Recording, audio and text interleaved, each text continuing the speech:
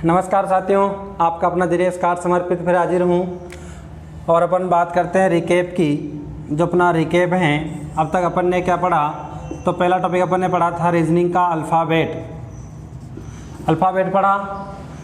इसके बाद अपन ने दूसरा पढ़ा कोडिंग डिकोडिंग। उसके बाद अपन आज तीसरा पढ़ने जा रहे हैं रैंकिंग। चलिए अपन रैंकिंग की बात कर लेते हैं, रैंकिंग क्या होती है। चलो मैं रिकेप में बता रहा था आपसे पहले। अल्फ़ाबेट में अपन ने जो अंग्रेजी की वर्णमाला होती है उसके जो 26 लेटर हैं ए से जेड तक, उनके बारे में अक्षर क्रम ज्ञात कर लिया था कि कौन सा अक्षर कितने नंबर पर है, 1 नंबर पे कितना है, 2 नंबर पे कौन सा है, 20 नंबर पे कौन सा है, 25 पे कौन सा है, ऐसे करके।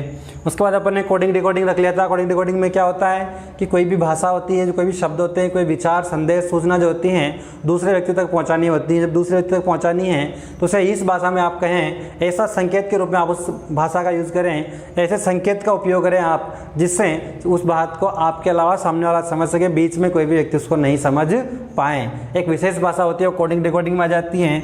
और रैंकिंग की अपन बात कर लेते हैं। तो चलो अपन सबसे पहले टॉपिक, चलिए रैंकिंग की बात करते हैं। रीजनिंग के जो अपने टॉपिक हैं उनमें रैंकिंग को मैं लेकर के आया हूँ आज। और रैंकिंग का मतलब ये होता है कि जैसे एक सीरीज़ होती हैं, श्रृंखला होती हैं, या किसी भी चीज़ को आप, जैसे मान लो कि कोई व्यक्ति हैं, कोई राज्य हैं, कोई स्थान है, कोई नदियाँ हैं, उन्हें आप एक क्रम में रखते हैं, तो ऊपर से लेकर नीचे तक जो क्रम बनता है, जो मेरिट बनती है, उस मेरिट को आप रैंकिंग में रख सकते हैं या अपन रखते आए हैं। यहाँ पर इससे जुड़े जितने भी प्रश्न आपको मिलेंगे उनमें आपको बालकों की बात की जाएगी। जैसे कि एक कक्षा में 50 बच्चे हैं, एक कक्षा में 20 बच्चे हैं, या फिर 10 व्यक्ति हैं, या 10 बालिकाएं हैं, या फिर आप कहें कि 10 मंदिर हैं, सबसे टॉप वाला मंदिर ये, इससे वाला ये, ऐसे करके यानी रैंकिंग आपको यहाँ पर दी जाती हैं। तो रैंकिंग किस प्रकार से निकालते हैं, इससे जुड़े हुए प्रश्न में अपने आते हैं, तो उनको अपन एक बार यहाँ पर देख लेते हैं ईजिली। देखिए रैंकिंग के जो बेस बनते हैं वो कितने बेस बनते हैं। लगभग रैंकिंग 3 प्रकार की बन सकती हैं। साथ ही मैंने पहले भी कहा है, रीजनिंग को आप रटने का प्रयास न करें, रीजनिंग को समझने का प्रयास करें। मैं कहता हूँ यहाँ पर रैंकिंग 3 प्रकार की बन सकती है, तो मैं क्यों नहीं कह रहा भाई 3 प्रकार की होती हैं। देखो समझने की चीज़ है, होती का मतलब तो रटना हो गया। 3 प्रकार फिक्स होंगे मैंने देख के निकले, लेकिन मैंने जो सवाल किए उन सवालों में मैंने देखा क्या है, लगभग 3 ही प्रकार के सवाल मैंने देखे हैं। इसलिए मैं रैंकिंग को 3 प्रकार से रख सकता हूँ कि 3 प्रकार की हो सकती हैं। हो सकता है अगर चौथा प्रकार में तो मैं 4 प्रकार की भी कह सकता हूँ, और यदि 2 ही प्रकार आवे हैं तो मैं 2 प्रकार की भी कह सकता हूँ। चलिए अपन पहले 3 प्रकार की देख लेते हैं। रैंकिंग 3 प्रकार की कौन कौन सी हो सकती हैं। पहली रैंकिंग तो उस तरह से निकालते हैं, वैसे प्रश्न आते हैं जिनमें अपन को +1 करने की आवश्यकता होती है। पहले प्रश्न तो ऐसे आते हैं जिनमें अपन को +1 करने की आवश्यकता होती है। कुछ प्रश्न ऐसे आते हैं जिनमें +1 की करने की आवश्यकता नहीं होती है और -1 करने की आवश्यकता होती है। क्या होती है? -1 करने की आवश्यकता होती है। और कुछ प्रश्न ऐसे आते हैं जिनमें a + b करने के बाद या तो -1 करना पड़ता है, या फिर a + 1 करने के बाद +1 करना पड़ता है।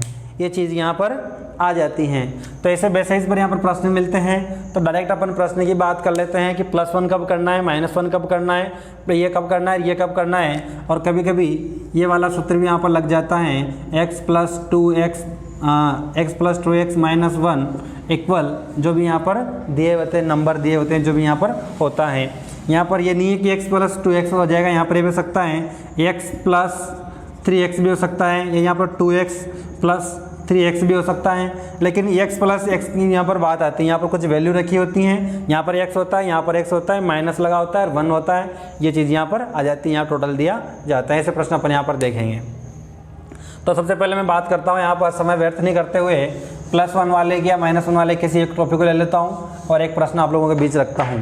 प्रश्न रखता हूँ मैं, देखिए प्रश्न नंबर 1 है अपना, किसी का भी नाम लेते हैं अपन, जैसे अपन रवि ले दिया। रवि एक क्लास में 50वां है। रवि एक क्लास में 50वां है, जबकि उसके ठीक पीछे 5 बच्चे बचते हैं। रवि एक क्लास में 50वां है जबकि उसके ठीक पीछे 5 बच्चे बचते हैं। तो बताओ कुल छात्र कितने हैं। क्लास में कुल छात्र कितने हैं, तो बताओ कुल छात्र कितने हैं। देखिए रैंकिंग के जो जुड़े प्रश्न आएंगे उन प्रश्नों को आप आराम से देखेंगे, आराम से करेंगे। प्रश्न का जवाब प्रश्न ही देगा, अपन को कोई मेहनत नहीं करनी, अपन प्रश्न से पूछना है, बोल भाई क्या है, वही वाला सिस्टम यहाँ पर चलेगा। रवि की बात कर लेते हैं। रवि एक क्लास में 50वां है जबकि उसके ठीक पीछे 5 बच्चे बचते हैं। तो बताओ कुल कितने छात्र हैं। 50वां है मतलब 50 नंबर पर वो हैं। उसके ठीक पीछे कितने बच्चे बचते हैं, 5 बच्चे यहाँ पर बचते हैं। 1 2 3 4 और 5, 1 2 3 4 और 5। अगर 50 वहाँ तो पहले से ऑलरेडी हैं और उसके बाद 5 बच्चे यहाँ पर बचते हैं, तो टोटल बच्चे कितने हो जाएंगे, यहाँ पर 55 बच्चे हो जाएंगे। कितने हो जाएंगे, 55। कुल छात्र कितने हैं, 55। अब देखिए प्रश्न किस तरह से बनता है। अगर इस तरह से प्रश्न आया तो इसको हर कोई कर सकता है, अपन आराम से कर सकते हैं, सभी देख सकते हैं। भाई 50वां स्थान है, 5 बच्चे बाद में बच रहे हैं, तो कितना हो जाएगा, कितने बच्चे जाएंगे, 55 बच्चे। लेकिन प्रश्न इस तरह से नहीं दे करके वो प्रश्न को थोड़ा घुमा करके देता है प्रश्न की भाषा बदल कर देने का प्रयास करता है। प्रश्न की भाषा किस तरह से बदलता है, देखिए ये जो आपके पास कंटेंट लिखी हुई है, कंटेंट क्या है एक बार देखें कि रवि का क्लास में 50वां स्थान है, उसके ठीक पीछे 5 बच्चे बचते हैं, तो क्लास में कुल कितने छात्र हैं। तो आपने देख लिया कुल छात्र कितने हैं, कुल छात्र 55 हैं। ये कंफर्म कर लिया, सिंपल सवाल है। अब इस सवाल की लैंग्वेज बदल के किस तरह से आपको देता है। रवि या अपन रख सकते हैं एक कक्षा में रवि आगे से, या तो कहेगा आगे से या कहेगा ऊपर से, आगे से या ऊपर से 50वां है, ऊपर से 50वां है जबकि पीछे से 6वां है, यानी 6वां स्थान है, 6वां है। तो बताओ क्लास में कुल कितने छात्र हैं, क्लास में कुल कितने छात्र हैं, कुल छात्र, क्लास में कुल छात्र कितने हैं। देखिए मैंने पहले भी कहा था सवाल सिंपल है, उसने इसका तरीका बदल दिया। तो प्रश्न किस तरह से दिया उसने, एक कक्षा में रवि आगे से 50वां है जबकि पीछे से 6वां है। तो बताओ क्लास में कुल छात्र कितने हैं। आंसर वही 55 आना है। किस तरह आना है, आगे से 50वां है तो अपन ने 50 लिख दिया, पीछे से कौन सा है, 6वां है, तो अपन ने पीछे से क्या रख दिया, 6 रख दिया।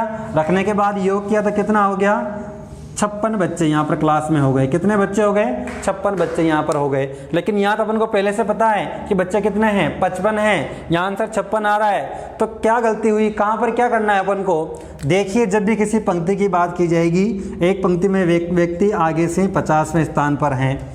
ये व्यक्ति हैं यहाँ पर जो रवि हैं, आगे से कौन से स्थान पर हैं, 50वें स्थान पर हैं। यही आर पीछे से 6ठे स्थान पर है। पीछे से कौन से स्थान पर है, 6ठे स्थान पर। देखिए ये जो स्थान है 2 बार काउंट हो रहा है, पीछे से भी गिना हुआ है, आगे से भी गिना हुआ है। इधर से गिना, इधर से अपन ने गिना। अब व्यक्ति एक हैं, उसको आप 2 तरह से गिनो। जैसे मान लो कि मैं रवि हूँ, मुझे बाएं से गिना गया, इधर से गिना गया तो मैं 50वें स्थान पर हूँ, इधर से गिना गया 6ठे स्थान पर हूँ। 1 2 3 4 5 6 पे में आ रहा हूँ और 48 49 50 पे में आ रहा हूँ। तो एक व्यक्ति 2 बार गिना गया है लेकिन व्यक्ति एक हैं, यानी एक स्थान को 2 बार गिना गया है लेकिन स्थान एक है। तो अपन इसलिए जब एक स्थान को 2 बार गिना जाता है लेकिन उसका स्थान 2 बार गिन लिया, व्यक्ति तो एक ही है, इसलिए अपन दोनों में से एक कम करते हैं, यानी -1 यहाँ पर कर दिया जाता है। तो दोनों को जोड़ने के बाद -1 कर देंगे, यानी टोटल छात्र कितने आ जाएंगे, 55 आ जाएंगे। आया समझ में, एक बार और देख लें। रवि एक कक्षा में आगे से 50वां है, उसके ठीक पीछे 5 बचते हैं। तो आप जानते हैं मैं 50 लिख दिया, उसके बाद ठीक पीछे 5 गिनेंगे अपन। 50 1 51, 50 2 52, 50 3 53, 50 4 54 और 50 और 5 55। 1 2 3 4 और 5 अपन ने गिने तो कितने बच्चे हुए टोटल, 55 छात्र यहाँ पर हो गए। इस तरह से ये जो कंटेंट हो गई। अब उसने प्रश्न किस तरह से दिया आपको एग्जाम में उलझाने के लिए कि एक कक्षा में रवि आगे से या ऊपर से 50वां है जबकि पीछे से 60वां है, तो बताओ कक्षा में कुल छात्र कितने हैं। तो फिर कुल छात्र किस तरह से निकलेंगे, इन दोनों का अपन योग कर देंगे। रवि आगे से 50वां है, पीछे से 60 है, तो एक स्थान 2 बार गिनने में आ रहा है जबकि व्यक्ति एक ही है, तो कुल छात्र अपन को निकालने हैं, तो अपन क्या कर देंगे, -1 कर देंगे। इस तरह से इसका आंसर आ जाएगा। तो -1 तो यहाँ पर अपन को करना होता है। एक और देख लें आप इसी तरह से,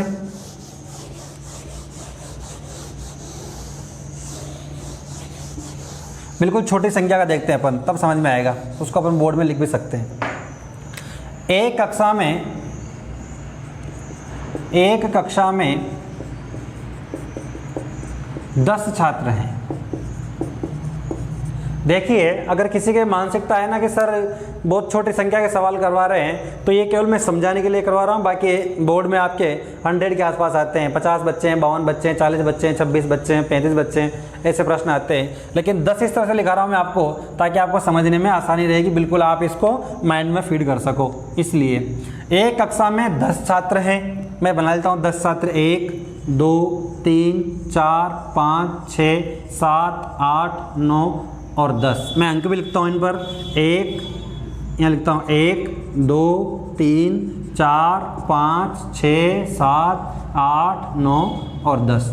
आप लोगों के सामने देख लीजिए किस तरह से -1 ही क्यों कम किया अपन ने, -1 कम क्यों करना पड़ा, उसकी आवश्यकता क्यों पड़ी, वो यहाँ पर आप समझ सकते हैं। हम आसानी से आप समझ लेंगे। यहाँ पर एक कक्षा में 10 छात्र हैं, 1 2 3 4 5 6 7 8 9 10।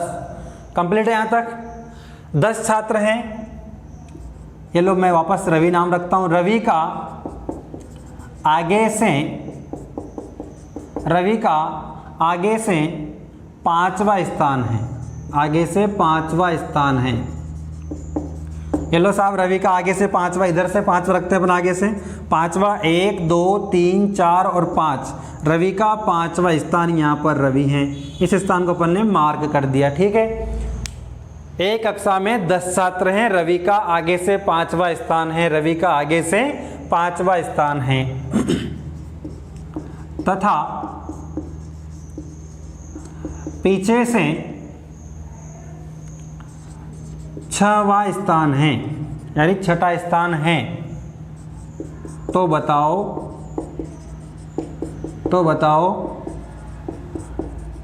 कक्षा में कुल छात्र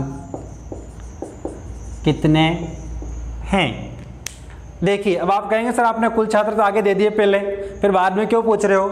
जैसे कि आप मान लो कि प्रश्न यहाँ से नहीं होकर के, इसको मत पढ़ो थोड़ी देर के लिए, प्रश्न में ये नई संख्या दी गई आपको, केवल प्रश्न इतना सा दिया गया है, तो क्या -1 होगा। तो पहले बता रहा हूँ आपको क्लियर करके, मैंने यहाँ पे एक कक्षा में 10 छात्र मान लिए, तो आंसर 10 आएगा कि नहीं आएगा ये देखना है अपन को, और प्रश्न माइंड में इस तरह से फीड करना है कि -1 होता है कि नहीं होता है। कक्षा में 10 छात्र मान लिए, 1 2 3 4 5 6 7 8 9 और 10। कक्षा में 10 छात्र हो गए।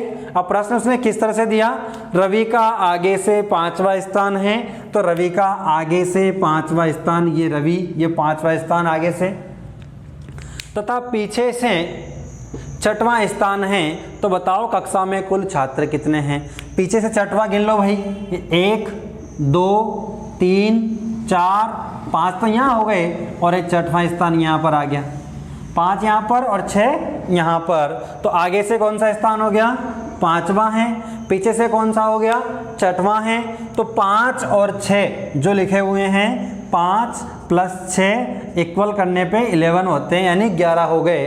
लेकिन आपको पता है कक्षा में छात्र कितने हैं, 10 हैं, तो ये -1 अपन ने कर दिया, -1, और आंसर क्या आ गया, 10।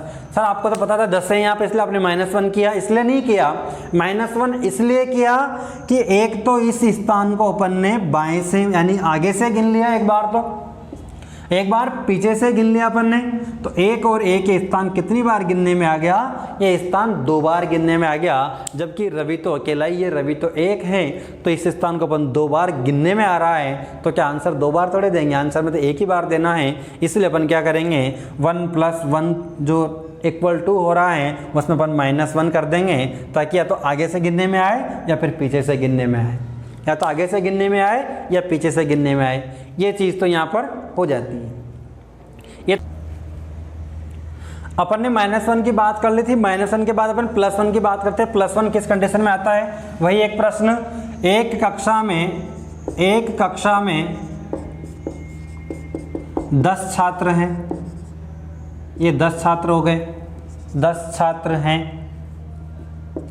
वही वापस 10 छात्र बनाते अपन, 1 2 3 4 5 6 7 8 9 और 10 छात्र हैं। गिनती भी लिखते हैं अपन इन पर वापस पहले की तरह, 1 2 3 4 5 6 7 8 9 और 10 छात्र हो गए। ठीक है, एक कक्षा में 10 छात्र हैं। अब प्रश्न किस तरह से देगा वो अपन को जहाँ +1 करने की आवश्यकता पड़ेगी। 10 छात्र हैं, कविता आगे से 7 नंबर पर हैं, 7 नंबर पर हैं। कविता आगे से 7 नंबर पर हैं, तो बताओ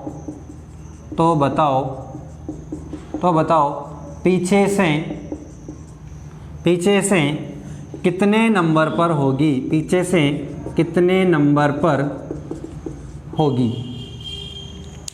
आपको पता है छात्र कितने हैं, एक कक्षा में 10 छात्र हैं, 1 2 3 4 5 6 7 8 9 10 दे दिया। अब ये 10 मैंने कैसे दिया, ये 10 छात्र दे दिए। अब 10 छात्रों की बात करें, कविता आगे से 7वें नंबर पर हैं, कविता आगे से यानी इधर से 7वें नंबर पर हैं। 1 2 3 4 5 6 और 7वां नंबर ये रहा। 7वें नंबर पर कौन है, कविता किधर से हैं, ऊपर से या आगे से। तो बताओ पीछे से उसका कौन सा स्थान होगा, पीछे से कौन सा स्थान होगा। तो अब अपन यहाँ पर 10 का अपन को आंकड़ा दिया गया है, 10 का आंकड़ा यहाँ पर दिया गया है। 10 छात्र हैं, आगे से कौन सी हैं, 7वें पर है, तो -7 कर लेंगे, तो यहाँ पर कितना बच जाएगा, 3 बच जाएगा। तो क्या कविता का पीछे से तीसरा स्थान होगा, जी नहीं। देखते हैं कितना स्थान होगा, 1 2 3 और 4। कविता का पीछे से कौन सा स्थान होगा, चौथा स्थान होगा। तो यहाँ पर तो 3 आ रहा है, तो फिर +1 यहाँ पर कर लिया जाता है, ताकि आंसर 4 बैठ जाए। आ गया समझ में। कब, जब पीछे से स्थान ज्ञात करना होगा। पीछे से कितना है, आगे से, यानी यूँ ध्यान रखें अपन कि जब दोनों तरफ से स्थान ज्ञात हों, दोनों तरफ से स्थान ज्ञात हों, तो दोनों तरफ से स्थान ज्ञात हो तो -1 ऊपर से या आगे से इतना और पीछे से इतना, दोनों तरफ से दिया हुआ है, एक ही व्यक्ति का दिया हुआ है, तो -1 यहाँ लिख लेता हूँ मैं, एक ही व्यक्ति का,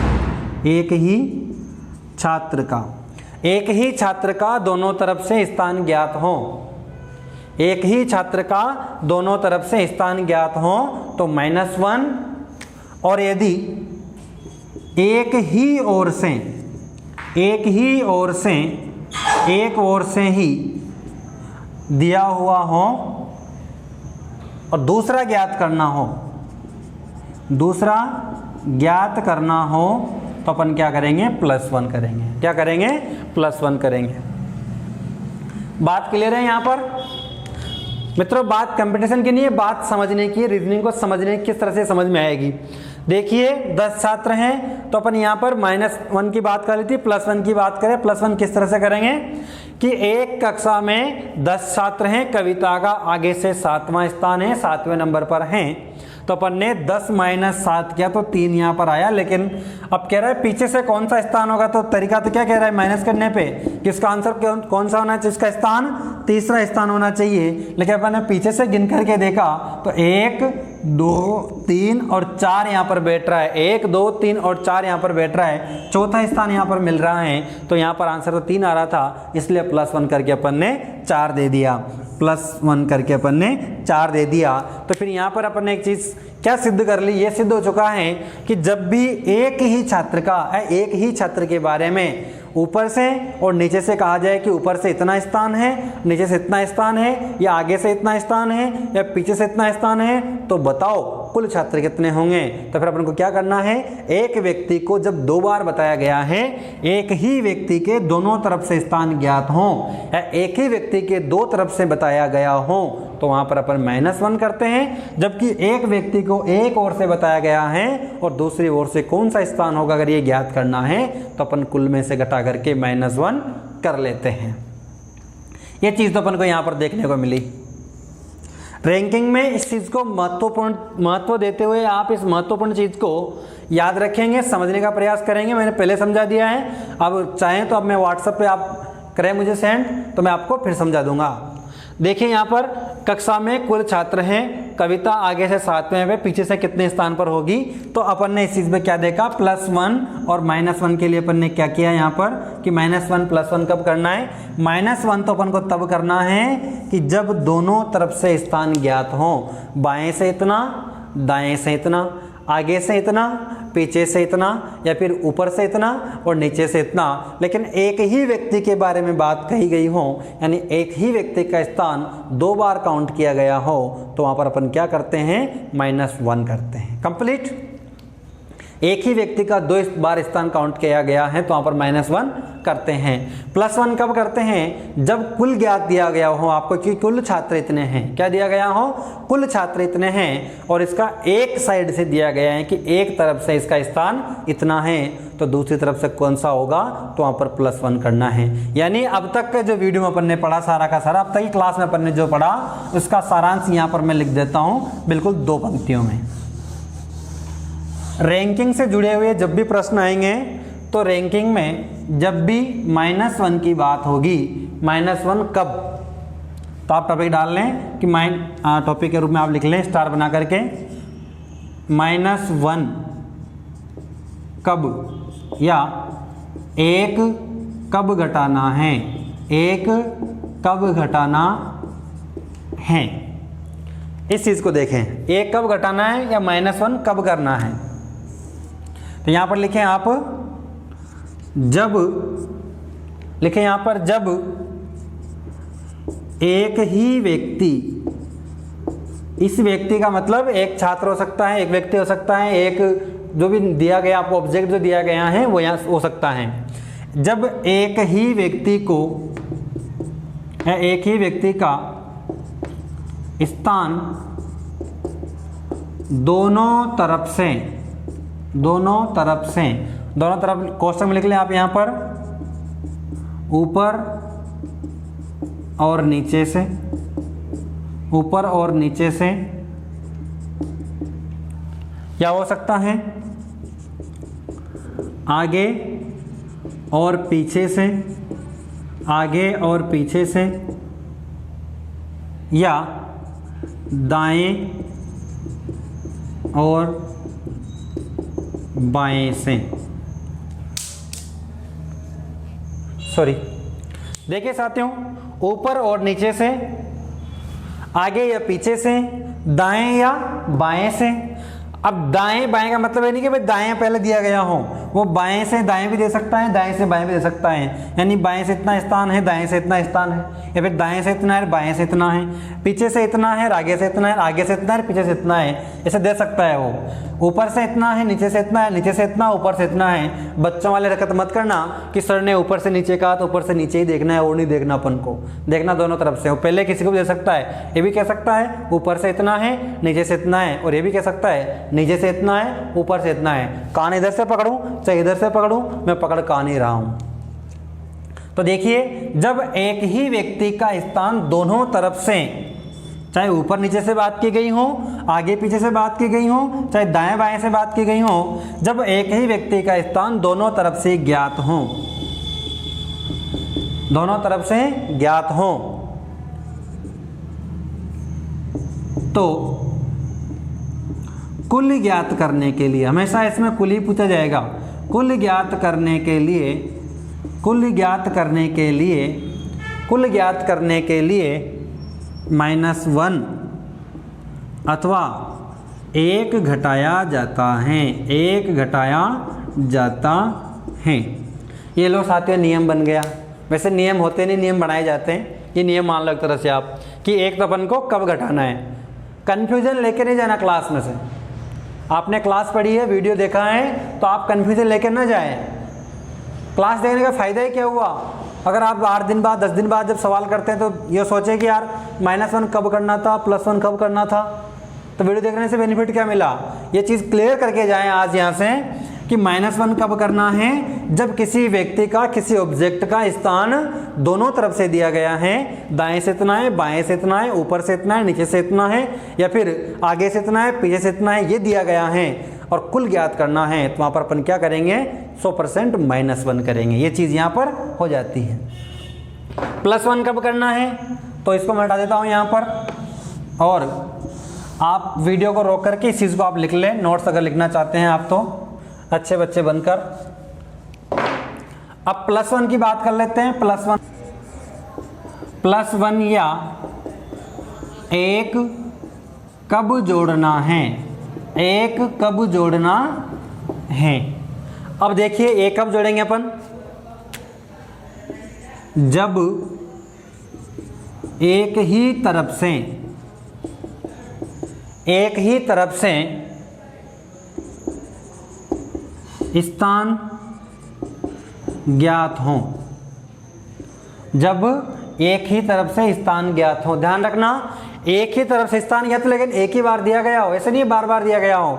बाएं से 5वां है मोहन का, फिर बाएं से 7वां है गीता का, तो फिर ये जो बाएं से एक साइड से दिया गया है, तो यहाँ पर अलग फॉर्मूला लगता है। लेकिन एक ही व्यक्ति के बारे में अगर कहा गया है तो फिर वो क्या हो जाएगा? ये यहाँ पर आएगा। जब एक ही व्यक्ति के बारे में एक ही तरफ से, चाहे आप लिख सकते हैं ये एक ही व्यक्ति के बारे में, जब एक ही व्यक्ति के बारे में एक ही तरफ से स्थान ज्ञात हो और कुल दिया हुआ हो, कुल दिया हुआ हो, आपको कुल पहले से मिलेगा यहाँ पर, कुल इतने हैं, कुल दिया हुआ हो,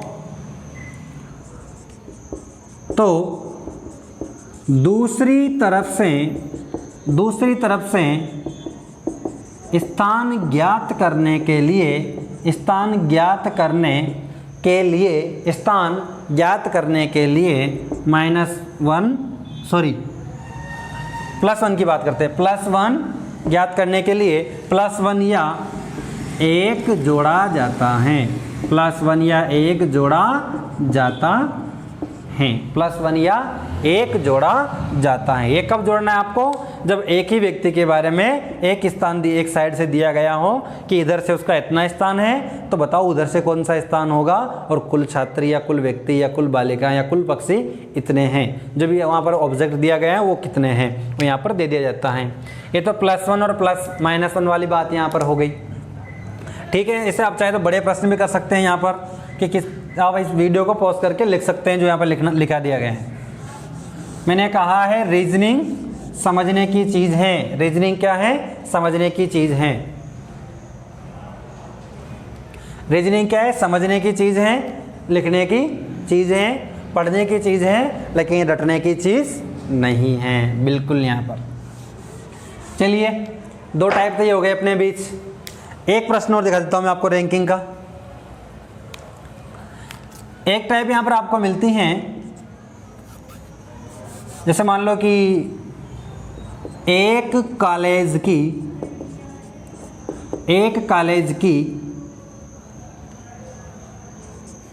26 सीढ़ियाँ हैं। एक कॉलेज की 26 सीढ़ियाँ हैं। तो x वाला करेंगे अपन, x तरह से कैसे करते हैं। एक कॉलेज की 26 सीढ़ियाँ हैं जिनमें मोहन नीचे से एक सीढ़ी चढ़ता है, एक सीढ़ी चढ़ता है। देखिए एक कॉलेज की 26 सीढ़ियाँ हैं, उनमें मोहन नीचे से एक एक सीढ़ी चढ़ता है, जैसे अपन चढ़ते हैं स्टेप बाय स्टेप, वो एक एक सीढ़ी चढ़ते हुए जा रहा है। उसका मित्र सोहन उसके साथ ऊपर से 2 सीढ़ी उतरता है। देखिए यानी 2-2 सीढ़ी उतरता है, समझोगे आप, 2-2 सीढ़ी उतरता है। यानी जब भी मोहन नीचे से एक सीढ़ी चढ़ेगा तो सोहन ऊपर से 2 सीढ़ी उतरेगा। जैसे ही मोहन नीचे से 2 सीढ़ी चढ़ेगा तो सोहन ऊपर से 4 सीढ़ी उतरेगा। जैसे ही यहाँ पर मोहन 3 सीढ़ी चढ़ेगा तो वहाँ पर 6 सीढ़ी उतरेगा। यानी बात क्या कही गई है कि एक कॉलेज में कितनी सीढ़ियाँ हैं? 26 सीढ़ियाँ हैं। ठीक है, तो यहाँ पर पहले प्रश्न लिखता हूँ मैं पूरा, बाद में सोल्व करेंगे अपन। प्रश्न है, एक कॉलेज में 26 सीढ़ियाँ हैं जिनमें मोहन नीचे से एक एक सीढ़ी चढ़ता है तो उसका मित्र सोहन ऊपर से 2-2 सीढ़ी उतरता है, तो दोनों कौन सी सीढ़ी पर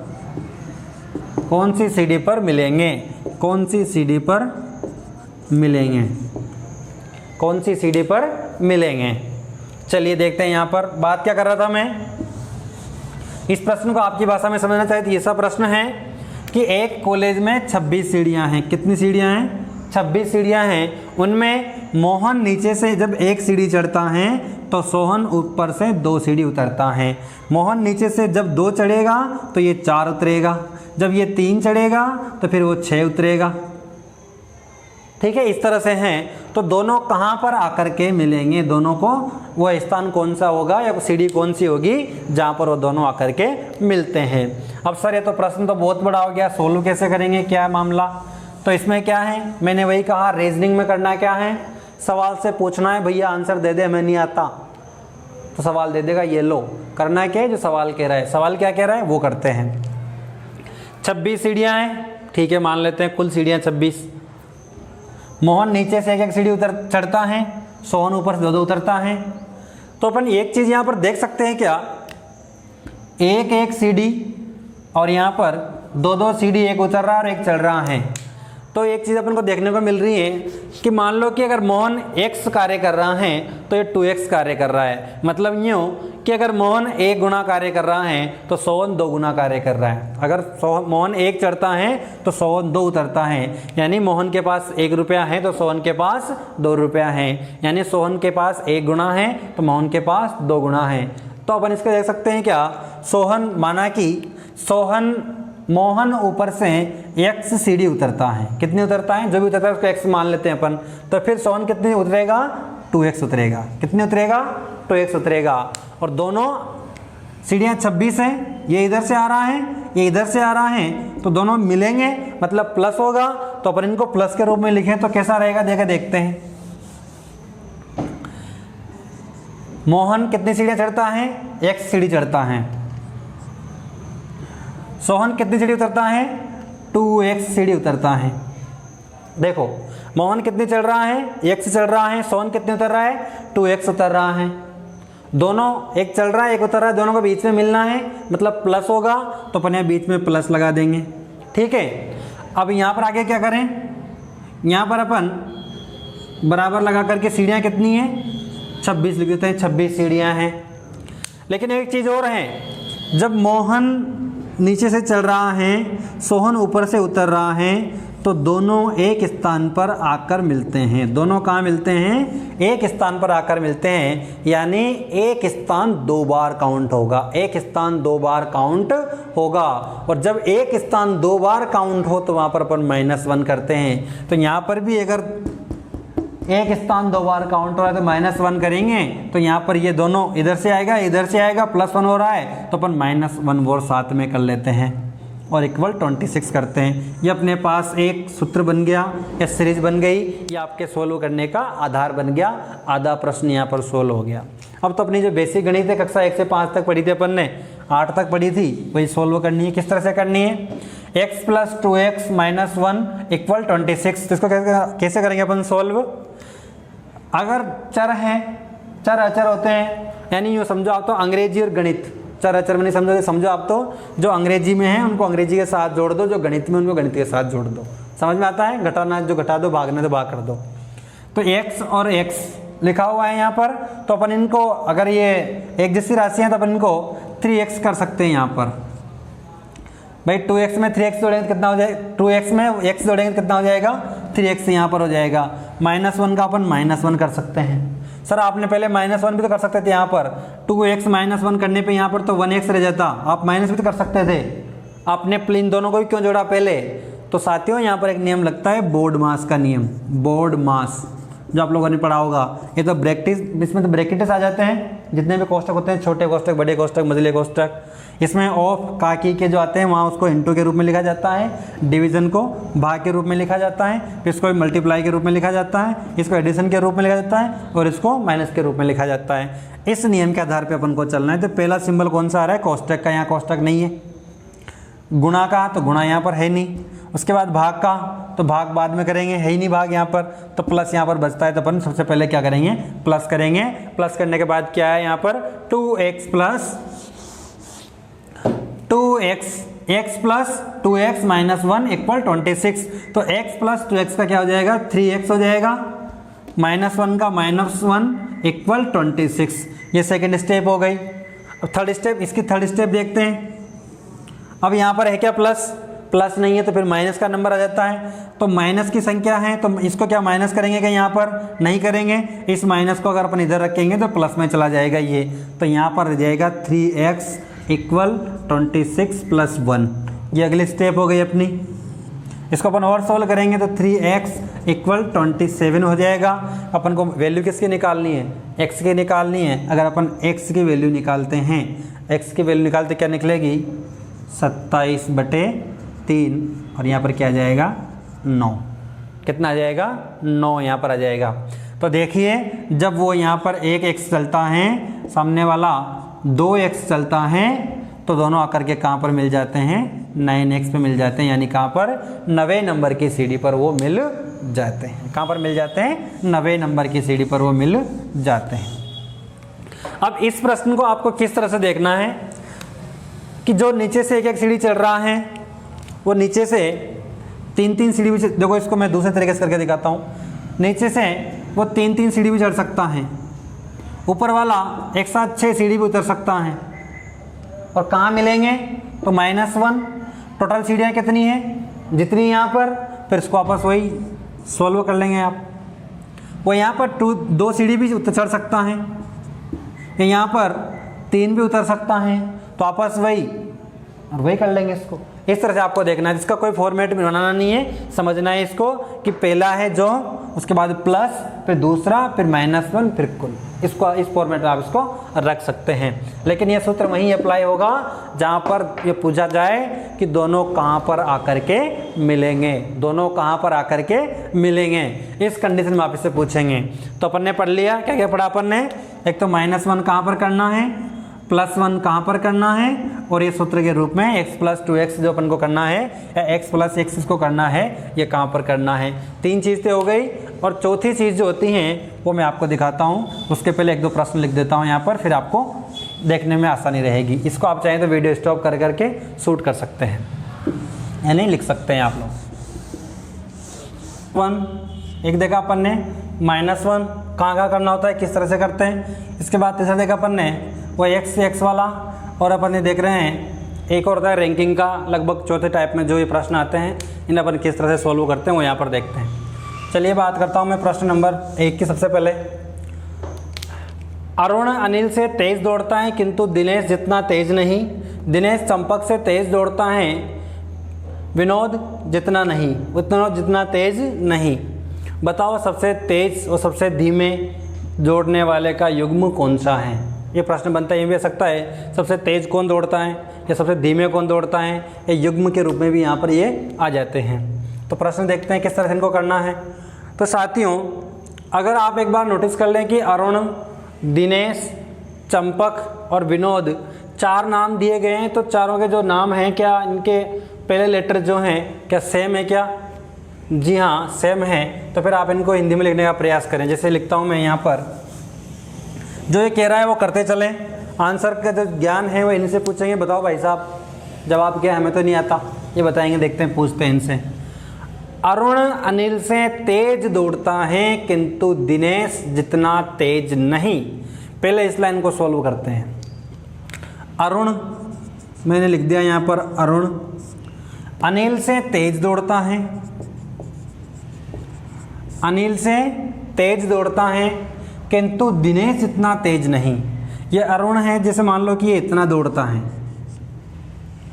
ये जो अरुण है मान लो कि इतना दौड़ता है, अरुण अनिल से तेज दौड़ता है, ये अनिल इतना ही दौड़ता है और ये अरुण इससे तेज दौड़ रहा है, ऐसे मान लो आप, अब समझ में आएगा। अरुण अनिल से तेज दौड़ता है, मान लो कि अनिल इतना दौड़ता है, अरुण इतना दौड़ता है, ठीक है। अरुण अनिल से तेज दौड़ता है किंतु दिनेश जितना तेज नहीं। तो दिनेश मतलब अरुण से भी तेज दौड़ता है, यहाँ पर दिनेश होगा, ये दिनेश क्या दौड़ेगा? अरुण से भी तेज दौड़ रहा है। इस लाइन को समझने का प्रयास करें एक बार फिर। अरुण अनिल से तेज दौड़ता है किंतु दिनेश जितना तेज नहीं। अरुण अनिल से तेज दौड़ता है लेकिन दिनेश जितना तेज नहीं। दिनेश चंपक से तेज दौड़ता है, दिनेश चंपक से तेज दौड़ता है लेकिन विनोद जितना तेज नहीं, लेकिन विनोद जितना तेज नहीं। दिनेश चंपक से, सॉरी चंपक दिनेश से तेज दौड़ता है, ये है यहाँ पर, ये उल्टा लिखने में आ गया। चंपक दिनेश से तेज दौड़ता है, यहाँ पर चंपक आगे हैं, चंपक दिनेश से तेज दौड़ता है। चंपक जो है वो दिनेश से तेज दौड़ेगा, ये रहा चंपक, मैं यहाँ रखता हूँ चंपक को, ये नीचे लिखता हूँ यहाँ पर। जो चंपक है दिनेश से तेज दौड़ रहा है, अगर दिनेश इतना दौड़ता है तो फिर चंपक इतना दौड़ता है किंतु विनोद जितना तेज नहीं। और विनोद जो है चंपक से भी तेज दौड़ रहा है, ये जो विनोद यहाँ पर आ गया, मतलब सीरीजें बनती हैं कि सबसे ज़्यादा दौड़ रहा है ये, फिर इससे कम दौड़ रहा है ये, फिर इससे कम दौड़ रहा है ये, और इससे कम दौड़ रहा है ये, दिनेश दौड़ रहा है चंपक से कम और विनोद से कम। तो किस तरह से पूरी सीरीज बनी यहाँ पर बना, विनोद सबसे पहले आएगा, फिर विनोद के बाद यहाँ पर क्या आ जाएगा? चंपक आ जाएगा, चंपक के बाद दिनेश आ जाएगा, दिनेश के बाद अरुण आ जाएगा, अरुण के बाद अनिल आ जाएगा, अरुण के बाद अनिल आ जाएगा। यहाँ पर ये चीज़ हमने निकल के गए। अब जो आपने इसका निष्कर्ष निकाला, उस निष्कर्ष को एक बार प्रश्न से मिलान अवश्य करें, बाद में आंसर दें।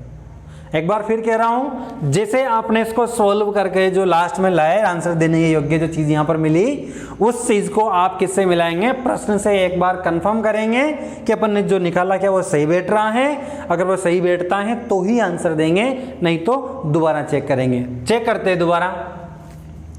अरुण अनिल से तेज दौड़ता है, अरुण अनिल से तेज दौड़ता है किंतु दिनेश से तेज नहीं, किंतु दिनेश से तेज नहीं, ठीक है। चंपक दिनेश से तेज दौड़ता है, चंपक है जो दिनेश से तेज दौड़ रहा है, लेकिन विनोद जितना तेज नहीं, लेकिन विनोद जितना तेज नहीं, बिल्कुल सही है। तो बताओ सबसे तेज और धीमे जोड़ने वाला युग्म, सबसे तेज तो कौन दौड़ता है? विनोद। सबसे तेज कौन दौड़ रहा है? विनोद। सबसे धीमा कौन दौड़ रहा है? अनिल। ये युग्म बन गया साहब। युग्म का मतलब होता है जोड़ा। अगर वो पूछता है यहाँ पर सबसे तेज कौन दौड़ता है, तो आपका आंसर होता विनोद। वो पूछता सबसे तेज कौन दौड़ता है? विनोद। सबसे धीमे कौन दौड़ता है? तो आपका आंसर होता अनिल। वो यूँ पूछता पंक्ति में दौड़ में सबसे आगे कौन रहेगा, दौड़ कौन जीतेगा, तो आपका आंसर क्या होगा? विनोद। कौन जीतेगा? विनोद। कौन हार सकता है या सबके पीछे कौन रहेगा, तो फिर आंसर क्या होगा? अनिल। इस तरह से अपन को प्रश्न करना है। आप वीडियो रोक करके इसे नोट कर सकते हैं, और अगर कोई क्वेरी है तो आप व्हाट्सअप कर सकते हैं। हटा देता हूं मैं इस प्रश्न को। दूसरा प्रश्न देखते हैं अपन यहाँ पर। P Q R S T के पास अलग अलग धन है, मतलब सबके पास समान धन नहीं है, अलग अलग धन है। क्यू का धन केवल टी से अधिक है। चलो इसको करते हैं सोल्व। इसमें भी वही तरह से अपन बना लेंगे, फॉर्मेट ही रखना है जो भी है सब। ये P Q R S T जो भी है, अपन इसको इस तरह से ही एरो लगाएंगे। देखिए साथियों, मैं एरो क्यों लगाता हूँ, ये बड़ा छोटा क्यों नहीं लगाता? इसका कारण ये है कि इसको आप हटा नहीं सकते, इसको ऐसे करोगे तो फिर क्या बैठ जाएगा, बदला बदली मज़ा नहीं आता। इसको ऐसे करोगे, इसको ऐसे करोगे तो कचरा बन जाता है। इसमें क्या होता है कि अगर ये इससे बड़ा दौड़ रहा है तो इसको आप यहाँ निकाल दो, इससे बड़ा तो यहाँ निकाल दो, ऐसे ऊपर से ऊपर चला जाता है। इसे आप कितना भी दौड़ा सकते हो। इसलिए या धन है तो धन भी, या मात्रा है तो मात्रा, लंबाई है तो लंबाई भी, अंक है तो अंक भी, जो भी इससे उसको आप एरो के रूप में बढ़ा सकते हो। इसलिए मैं ज़्यादातर एरो लगाता हूँ। सजेस्ट करूँगा कि आप लोग भी एरो का यूज़ करें। देखिए P Q R S T के पास अलग अलग धन है। क्यू का धन केवल टी से अधिक है। ये रहा क्यू, क्यू का धन जो है केवल टी से अधिक है। क्यू का धन मान लो इतना है तो ये टी का धन मान लो इतना है तो फिर क्यू का धन इससे अधिक है। ठीक है, टी से अधिक है क्यू का धन। क्यू का धन केवल टी से अधिक है तथा पी का धन यस से अधिक है। और जो पी है इसका धन यस से अधिक है। यस का धन इतना है तो पी का धन इतना है। पी का धन यस से अधिक है। पी का धन यस से अधिक है परंतु आर से कम है। परंतु आर से कम है तो ये आर से कम, तो आर का इतना हो गया। तो क्यों ना अपन इनको उठा करके आर से कम है परंतु आर से कम है, सबसे अधिक धनवान कौन होगा? सबसे अधिक धनवान कौन होगा? अब देखिए साथ यहाँ पर पी क्यू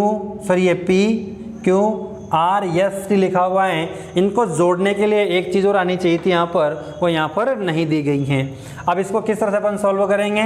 तो इसमें आंसर आएगा कुछ कह नहीं सकते, कुछ कह नहीं सकते, ये इसका आंसर आ जाएगा, यानी नन ऑफ दिस। अगर इसका आंसर जैसे मान लो प्रश्न पूछता है सबसे अधिक धनवान कौन है, तो सबसे अधिक धनवान ज्ञात करने के लिए इनको किसी न किसी तरह से जोड़ा जाएगा। जैसे मान लो इसमें अपन एक्स्ट्रा एक लाइन लिख सकते हैं आर से कम, तो वो कह सकता है आर से कम तथा यस का धन क्यू से अधिक है। यहाँ पर लिख ले अपन, अगर ये लिखा हुआ आ जाए यस का धन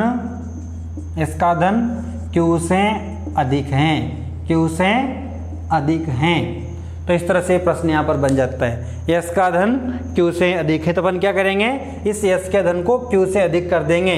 तो यहाँ पर जो क्यू लिखा हुआ है इसके पहले अपन यस लिख करके इसको इससे बड़ा बना देंगे, फिर इससे बड़ा पी बनता ही है, ये पी बन जाएगा। और पी से बड़ा जो आर बन रहा है इस आर को आप इतना बड़ा बना देंगे, फिर आप आंसर दे सकते हो सबसे बड़ा कौन, सबसे छोटा कौन। साथियों इससे पहले वाला प्रश्न जो दिया गया था उसमें ये जो चीज़ अपन ने ऐड की हैं, ये चीज़ ऐसे क्यों नहीं दी गई थी कि बच्चे इस प्रश्न में उलझते रहें। कभी कभी प्रश्नों में आजकल नया पैटर्न चला है, कभी कभी प्रश्नों में क्या होता है कुछ कंटेंट कम दी जा सकती हैं तो उसका आंसर ये बैठता है, कुछ कहा नहीं जा सकता, इनमें से कोई नहीं, नन ऑफ दिस ऐसे, या अपर्याप्त डाटा ऐसे वहाँ पर ऑप्शन आपको मिल जाते हैं। चलिए इसको भी अपन हटा देते हैं।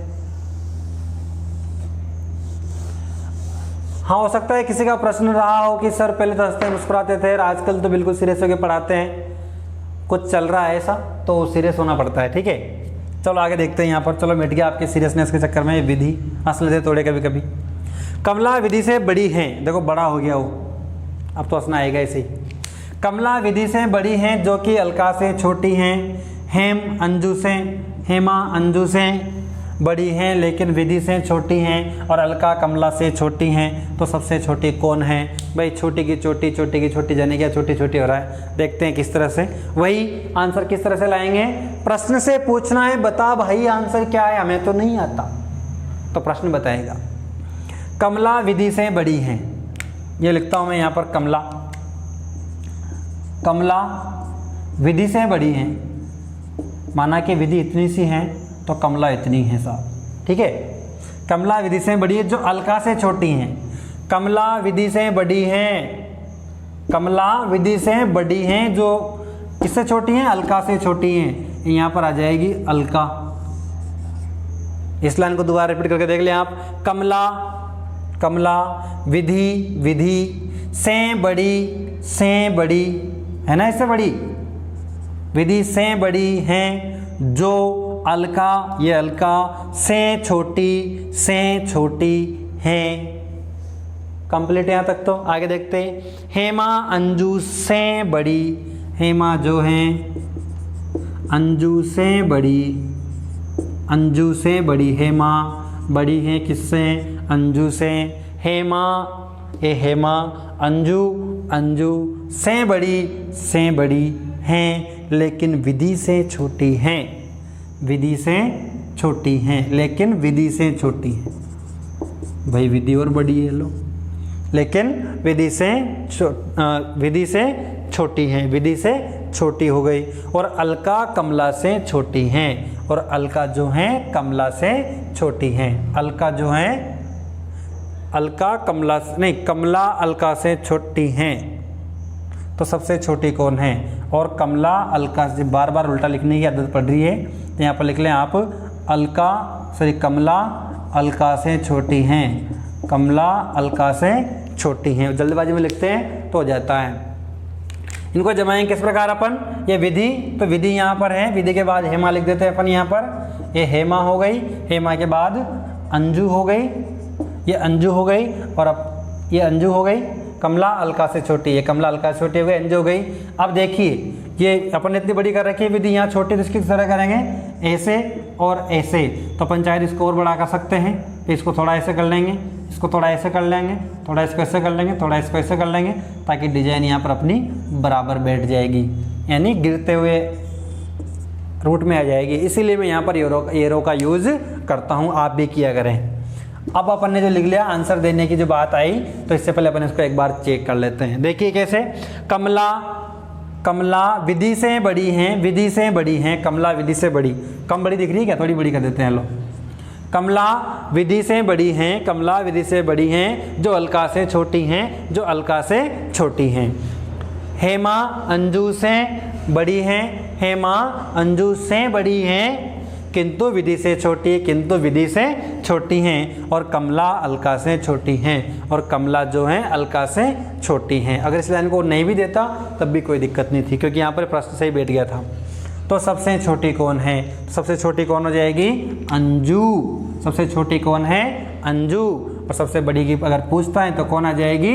अलका। सबके बीच में कौन है? तो आंसर आ जाएगा विधि। और वो कहेगा कि सबसे छोटी और बड़ी का जोड़ा कौन सा है, सबसे छोटी और बड़ी का युग्म कौन सा है। तो देखिए साथियों, अगर छोटी बड़ी की बात करें तो छोटी अंजू और बड़ी अलका, लेकिन बड़ी छोटी की बात करें तो अलका और अंजू। ये चीज़ यहाँ पर ध्यान रखने योग्य होती है। चलिए ये भी हो गया। अगला प्रश्न देखते हैं अपन। अगला प्रश्न किस तरह से करना है? अगला प्रश्न है, एक परीक्षा में अनिल ऊपर से 16वां, सुनील का स्थान नीचे से 21वां, जबकि दोनों के बीच 5 छात्र बैठते हैं, कुल छात्र कितने हैं? ये तो प्लस माइनस वाला सूत्र है जो अपन ने कर था ना पहले, कि किसमें प्लस करना है किसमें माइनस करना है, वो देखना है यहाँ पर। तो जो कह रहा है वो करके देख लेते हैं। एक परीक्षा में अनिल ऊपर से 16वां है, ऊपर से 16वां, साहब ये कौन है? अनिल है। मैंने क्या कहा था? रीजनिंग रटने की चीज़ नहीं है, समझने की चीज़ है। आंसर का अपन नहीं देते, कौन देता है? प्रश्न देता है। करना क्या है? जो प्रश्न कह रहा है तो करते हैं। प्रश्न क्या कह रहा है? अनिल ऊपर से 16वां है, अनिल ऊपर से 16वां है, सुनील का स्थान नीचे से 21वां है, सुनील का नीचे से 21वां स्थान, सुनील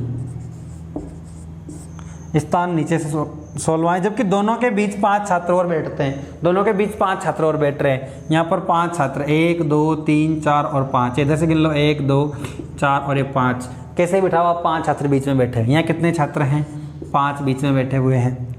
तो यहाँ पर इनका अपन योग करेंगे तो क्या पूछ रहा है? तो कुल कितने छात्र हैं? तो योग करेंगे अपन तो 16 5 और 21, यानी 6 6 12 का 2 हासिल का लगा 1 और 1 और 1 4, 42 हो गया। अब ये सवाल इतना इजी क्यों दिया गया? इसका कारण है, तो यहाँ पर बच्चे जो 42 आ रहा है उस 42 में -1 करके 41 आंसर देंगे, कुछ बच्चे 42 में +1 करके 43 आंसर देंगे। और ऑप्शन जो वहाँ पर दिए होंगे ABCD के रूप में आपको इतने प्यारे दिए होंगे 40 41 42 और 43। कुछ बच्चे कहते हैं मैं ऑप्शन देख के सवाल कर लेता हूँ। देख लो ऑप्शन देख के 40 41 42 43। आपकी हर गलती का हार्दिक अभिनंदन है। इस सवाल में बहुत इजी सवाल है, इस सवाल में आपकी हर गलती का हार्दिक अभिनंदन है। वो किस तरह से है? अनिल ऊपर से 16वां है, नीचे से 21वां है, दोनों के बीच में 5 है। तो अपन ने सारी संख्याओं को जोड़ा तो उनका आंसर यहाँ पर योग 42 आता है। लेकिन सर ने तो कहा था कहीं तो स्थान दिए हों, ऊपर से नीचे से ऐसे कुछ दिया हुआ हो, तो फिर वहाँ पर क्या है, अपन को +1 -1 कुछ करना है। तो किसी ने तो +1 ध्यान रह गया तो उसने +1 करके 43 आंसर दे दिया, किसी को -1 ध्यान रह गया उसने -1 करके 41 आंसर दे दिया। लेकिन आंसर तो कुछ और ही था। अब क्या करें, कैसे बैठे, कैसे होगा आंसर सही। तो आपको वो जो नियम लिखाया था उसको किस तरह से देखना है, उसको इस तरह से देखना है, जब एक ही व्यक्ति को 2 बार ऊपर और नीचे से बताया गया हो, एक ही व्यक्ति का स्थान ऊपर और नीचे से बताया गया है, एक स्थान 2 बार काउंट हो रहा है। क्या यहाँ पर एक स्थान 2 बार काउंट हो रहा है? जी नहीं। अगर नहीं हो रहा तो फिर -1 वाला फॉर्मूला तो चलेगा ही नहीं, -1 तो होना ही नहीं है। हटा दो, -1 नहीं होगा। क्यों नहीं होगा सर? -1 कब होगा? जब एक भी व्यक्ति जो है उसका स्थान 2 तरफ से गिना गया हो, इधर से भी इधर से भी, यानी एक ही व्यक्ति को 2 बार गिना गया हो, एक ही स्थान 2 बार गिना गया हो तो -1 होता है। यहाँ पर तो ऐसा कुछ नहीं है। ठीक है साहब, मान लेते हैं।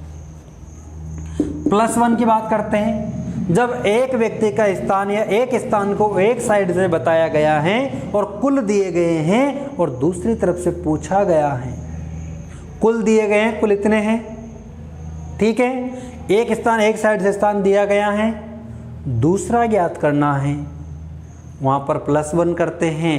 तो ऐसा तो यहाँ पर दिया, यहाँ तो 2 पूछ दे रखे हैं, तो यहाँ पर भी +1 करने की ज़रूरत है ही नहीं, तो फिर अपन +1 भी नहीं करेंगे। तो करेंगे क्या गुरुजी? क्या करना है? वही करना है जो प्रश्न कह रहा है। सर प्रश्न क्या कह रहा है? प्रश्न ही तो कह रहा है एक परीक्षा में अनिल ऊपर से 16वां है और नीचे से सुनील नीचे से 21वां है। अनिल ऊपर से 16 है, सुनील नीचे से 21 है, दोनों के बीच में 5 बंदे और बैठे हैं। तो कोई बात नहीं, इनको बैठने दो। तो 16, 5, 21 जोड़ के आंसर क्या जाएगा आपका? 42। सर समझ में नहीं आया, कोई बात नहीं, समझ में नहीं आया तो यह समझते हैं। एक कक्षा में 10 छात्र हैं, ठीक है, 10 छात्र हैं। अब 10 छात्र हैं तो मैं 10 छात्र बनाता हूँ यहाँ पर। 1 2 3 4 5 6 7 8 9 और 10 लिख भी देता हूँ। 1 2 3 4 5 6 7 8 9 और 10। मैं बीच में 5 भी काउंट करता हूँ। 1 2 3 4 और 5। देखो यहाँ पर ये 5 स्टूडेंट हो गए बीच में। अब मैं इस प्रश्न को किस तरह से बनाता हूँ, यही प्रश्न कैसे बनेगा यहाँ पर देखिए। आंसर इसका 42 आ जाएगा। देखो इसका कैसा बनेगा प्रश्न ये। इस प्रश्न को इसकी भाषा में बनाते हैं। एक परीक्षा में, एक कक्षा में अनिल ऊपर से दूसरा है, ऊपर से दूसरा है। अनिल ऊपर से या आगे से दूसरा है। कौन? अनिल। जबकि सुनील पीछे से तीसरा है, जबकि सुनील पीछे से तीसरा है, पीछे से तीसरा, इधर से तीसरा। 1 2 और 3, तीसरे पे कौन है? सुनील है। तीसरे पे कौन है? सुनील है। और उन दोनों के, जबकि उन दोनों के बीच 5 छात्र और बैठते हैं। 1 2 3 4 5, इधर से गिन लो। 1 2 3 4 और ये 5 छात्र और बैठते हैं। तो बताओ कुल कितने छात्र हैं? तो कुल छात्र अपन ने पहले दिखा लेते, 10 छात्र हैं। तो अपन ने कैसे किया?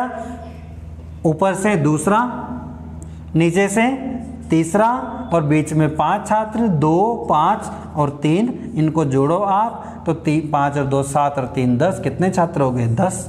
तो ये प्रश्न यही तो कह रहा है। अनिल का ऊपर से 16वां है, नीचे से 21वां है, बीच में 5 हैं। तो 16 और 5 जोड़ के 21 जोड़ दो, टोटल कितने हो गए? 42। ना प्लस करना ना माइनस करना। कहा क्या है? प्रश्न का आंसर निकालने के लिए प्रश्न से पूछते हैं भाई साहब बताओ आंसर क्या है, हमें तो नहीं आता। तो वो आपको जवाब दे देता है सही सही ये है। रैंकिंग का जो टॉपिक है लगभग कंप्लीट हो चुका है। यहाँ पर इससे जुड़े हुए जितने प्रश्न आपको मिलते हैं गाइड वगैरह में, जहाँ भी आपको मिल जाते हैं, आप सोल्व करने का प्रयास करें। अगर आपको किसी प्रश्न में कोई तकलीफ है, अगर आप नहीं कर पाते, नहीं हो पाता, समझ नहीं आते, तो आप मुझे व्हाट्सअप कर सकते हैं जो नीचे नंबर दिया गया है। और यार चैनल को सब्सक्राइब कर लिया करो। अपना ही चैनल है, और उन साथियों तक अवश्य पहुंचाएं जो बीएसटीसी की तैयारी कर रहे हैं, पीटीटी की तैयारी कर रहे हैं, या जो लोग रैंकिंग टॉपिक को समझना चाहते हैं, चाहे वो पटवार से हो चाहे किससे भी हो। कभी कभी क्या होता है, मैं ये नहीं कहता मैं सुपरस्टार हूँ पढ़ाने में, मुझे तो कुछ नहीं आता, जितना आता उतना पढ़ाता, लेकिन एक बात ये कहना चाहता हूँ कि कुछ टॉपिक ऐसे होते हैं जो छोटी क्लासेज में आसानी से समझ में आ जाते हैं, बड़ी क्लासेज में नहीं आते। कुछ बेसिक कमियां होती हैं या कुछ उनके बेसिक्स जो होते हैं वो बिल्कुल छोटे प्रश्नों से ही समझ में आते हैं, बड़े प्रश्नों से नहीं आते। तो आपसे मैं बार बार विनम्र निवेदन करूंगा कि आप इस वीडियो को अधिक से अधिक शेयर करें, उन साथियों तक शेयर करें जिनको इससे कुछ फ़ायदा मिल सके या जिनका कुछ फ़ायदा हो सके। हो सकता है आपका एक शेयर किसी को 1 नंबर दिला दे और वो 1 नंबर सिलेक्शन का आधार बन जाए और वही सिलेक्शन उसकी ज़िंदगी संवार दे। तो क्यों ना साथियों, आप बिल्कुल शेयर करें। आप लोगों ने वीडियो को एंड तक देखा, आप लोगों का बहुत बहुत धन्यवाद, बहुत बहुत धन्यवाद।